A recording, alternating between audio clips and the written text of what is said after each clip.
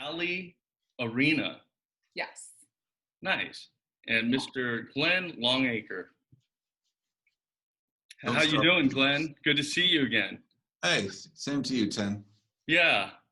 So as I said before, Ali, the purpose of this is a public health exploration and dive into this particular topic of autism and the technology and what it does and means of treatment and therapy.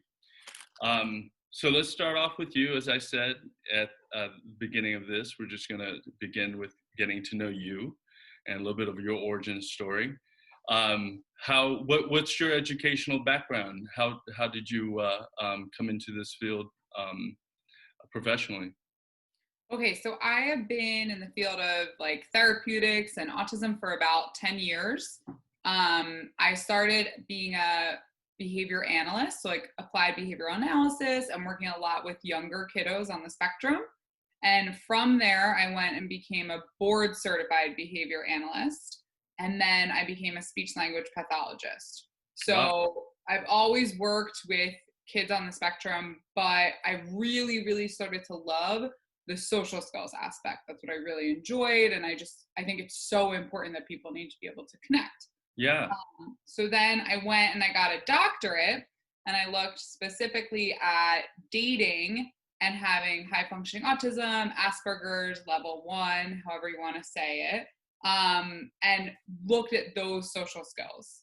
So that's kind of where I work with a lot of kids who are like middle school years and then adults on their social skills and social awareness. You said speech therapist. Mm-hmm. So yeah. you have a background studies in that as well as behavioral. Yes. Now, yeah. That's pretty unique.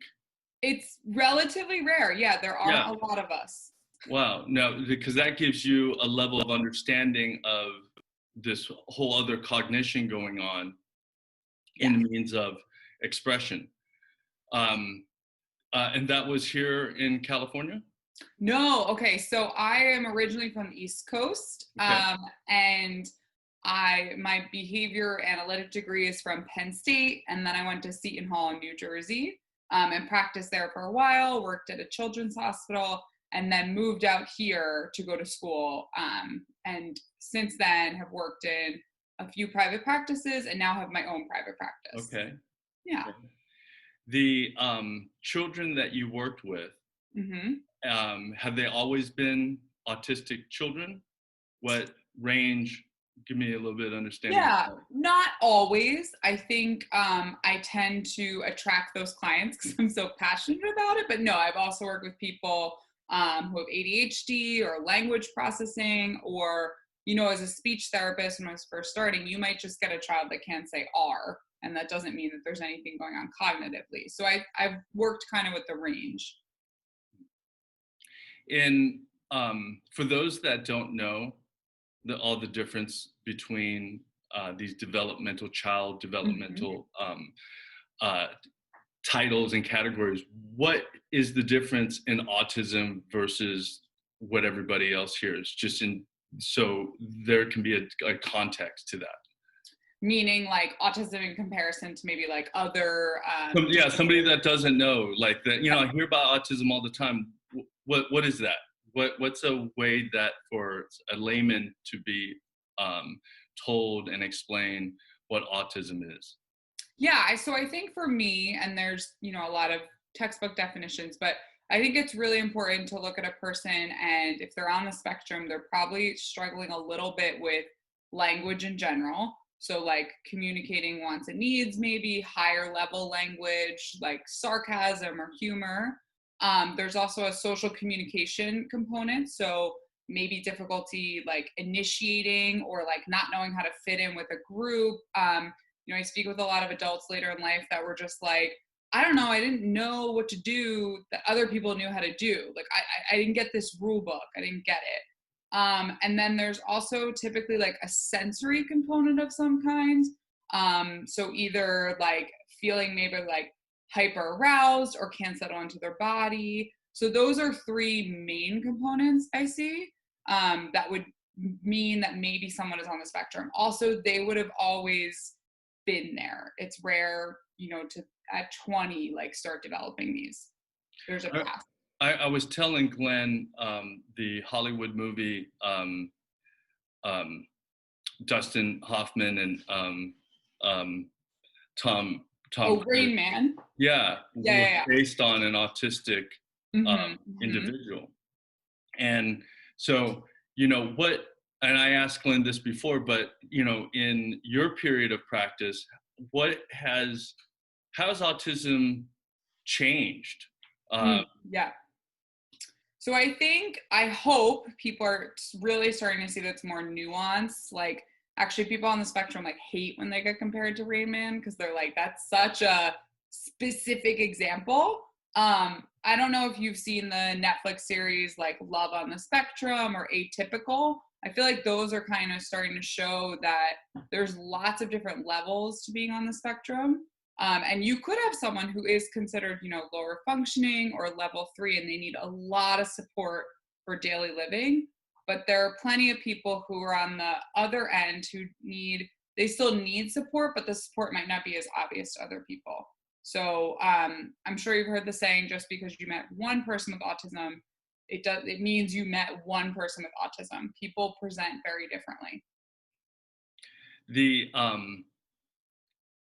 It seems now more people are familiar with autism, and it's been around. I mean, it was first diagnosed in the 50s. I believe, I want to say Hans Asperger was the first one to kind of learn about it, and then Dr. Lovas, I think, in the 50s, it started ABA treatment. So let's talk about treatment. When traditionally in treatment and working with children with autism, what has been the traditional process and treatment?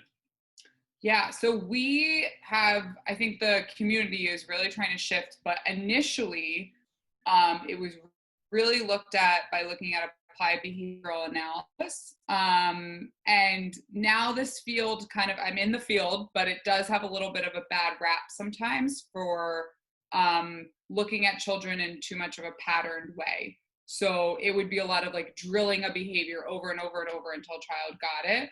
And they sometimes say that they weren't then considering their social language. So for example, let's say I was working with a kid and he didn't know his colors. So I would just drill and drill and drill and drill his colors. And then he would know them, but he wouldn't necessarily know what to do with them. It's not like he would then say can I have the blue ball? So now we've noticed that this was happening, that we kind of just were creating these imitations.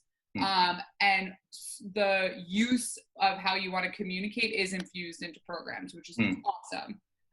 Also, although it's not perfect, I do think all the therapeutic communities are starting to work together.